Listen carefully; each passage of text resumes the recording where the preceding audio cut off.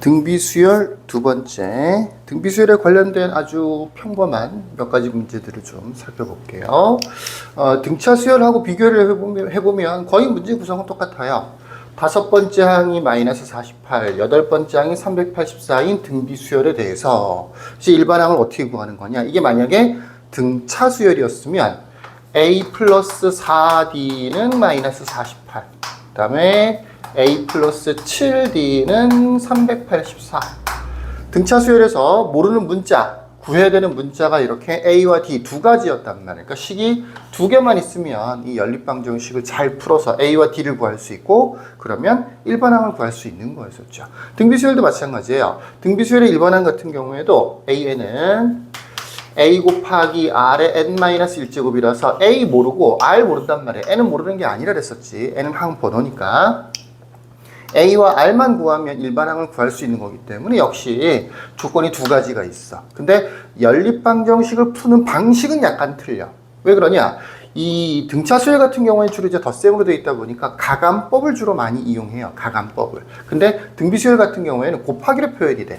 요거는 n 대신에 5를 대입해 주라는 얘기인데, a r의 4제곱은 마이너스 48과 같은 식이 만들어지는 거죠. AR의 4제곱은 마이너스 48.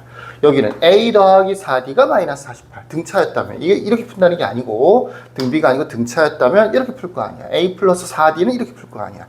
A 플러스 7D는 이렇게 할 거 아니야. 근데 등비수열에서는 A 곱하기 R의 6제곱은 384 이렇게 하겠죠. 7제곱이죠. 8번째 항 되는 거니까 7제곱은 384 이렇게 문제를 풀 거란 말이야. 이렇게 하다 보니까 모양 자체가 좀 틀려. 이렇게 얘는 주로 곱의 형태로 되어 있고 얘는 덧셈으로 되어 있다 보니까 우리가 요 연립방정식을 풀 때는 주로 가감법이라고 하는 방법을 많이 썼었죠. 이렇게 빼는 방법. 근데 이 연립방정식 같은 경우에는 가감법은 쓰기가 좀 힘들죠. 못 쓰죠. 그게 아니고 주로 대입법이라는 걸 씁니다. 대입법. 요 AR의 4제곱하고 AR의 7제곱을 보면 똑같은 모양들이 주로 들어있어. 보통 뭐 평범하게는 A를 구해서 대입해주면 되는데 요 식에서 A는 양변을 R 4제곱으로 나눠주면 R의 4제곱분의 마이너스 48 되는 거잖아. 요거를 여기다 대입해주면 돼요. 근데 보통의 경우에는 지금처럼 AR의 4제곱, AR의 7제곱, 요 R의 7제곱을 4제곱하고 관련해서 R의 7제곱을 R의 4제곱 곱하기 R의 3제곱으로 고칠 수도 있거든. 그럼 이제 요 식 같은 경우에는 AR의 4제곱 곱하기 R의 3제곱이 384가 되는 거니까 요 R의 4제곱 대신에 통째로 마이너스 48 이렇게 대입하기도 해요.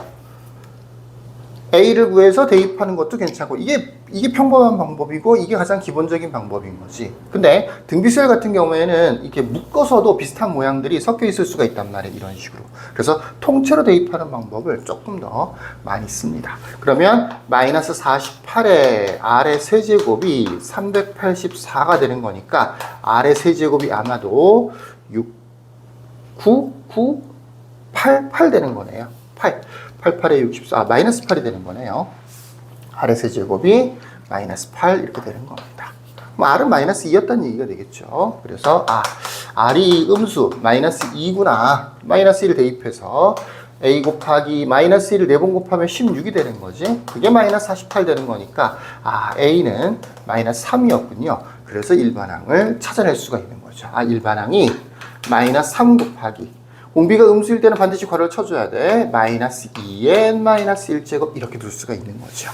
뭐 이 상태에서 뭐 예를 들어서 7번째 항을 구하세요 라고 하면 7 대입해주면 되는 거고, 누구누구가 몇 번째 항인지 구하세요 라고 하면 는 누구누구라고 한 다음에 방정식을 풀듯이 풀이를 해주시면 되겠습니다. 요렇게 기본적으로 등비수열이건 등차 수열이건 모르는 문자, 일반항을 만들 때 모르는 문자가 2개씩 있다 보니까 거기에 맞춰서 조건도 보통 2개 정도가 주어집니다. 그 2가지 조건을 잘 연립을 하는데, 등차 수열 같은 경우에는 주로 가감법을 쓰고 간단한 편이지만 등비수열 같은 경우에는 주로 대입법을 이용해서 A와 R을 구해낸다 정도로 이해하시면 되고요.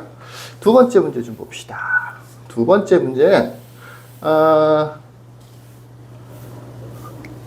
첫째 항이 5고 공비가 3인 등비수열이라고 주어져 있고 만보다 커지는 항은 제 몇 번째 항이냐라고 물어보고 있는 거야.